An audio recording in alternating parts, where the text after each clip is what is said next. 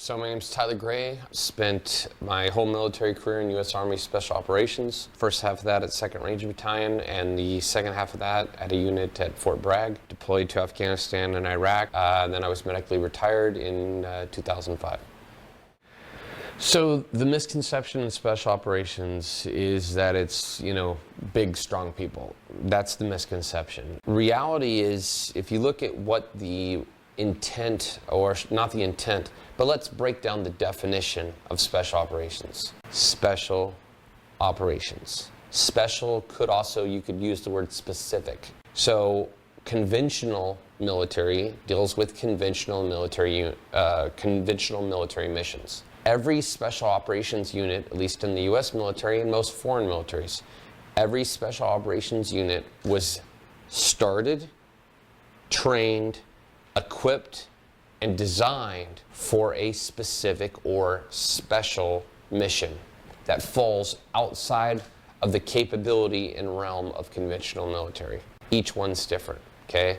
The Navy, for instance, was, yes, if you want to land on a beach, you have, and have had for quite a while, the Marines who are, that's their mission set.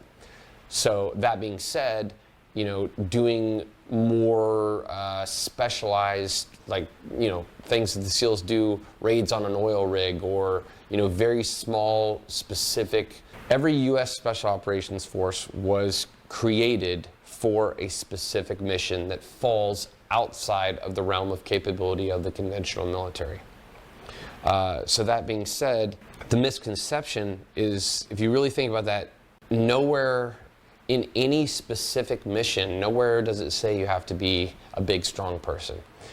What it does say is that you have to be a person that is able to do those specific missions. So for every unit, what every unit is looking for is different. In addition to being different, it is specific to their specific special operation. Call me crazy, but you're not going to be a Navy SEAL without being a really good swimmer.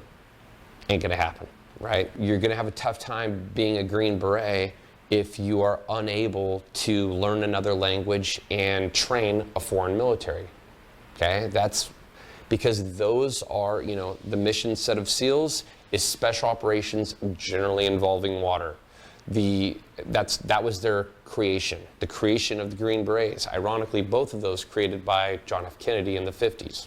But Green Berets created to train foreign nations' own guerrilla force, to fight, for different objectives. But, so again, you're going to need the ability to train people. You're going to need the ability to work with other people, work with other countries, learn their culture, work within their culture. So the misconception is that all Special Operations members are the same type of person. And the reality is there's similar qualities, but the reason each person gravitates towards different units is the aptitude and the interest in doing those specific mission sets. So for instance, someone that, really is interested, like I said, in doing the mission of the Green Berets, the mission of, let's say, Ranger Battalion, doing direct action missions, back in the day that were mostly in the jungle or the woods,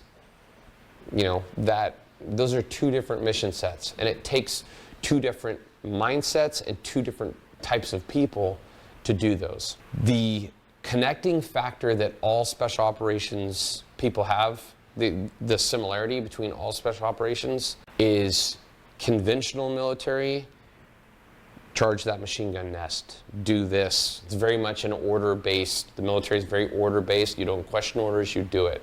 A big difference with Special Operations is that at every level of Special Operations and every unit within Special Operations, you're generally a more senior soldier, airman, Marine, whatever, and the ability to think independently and separately and think outside the box and find unconventional solutions is one of the most important, and in my opinion, the most single important factor in becoming a Special Operations member.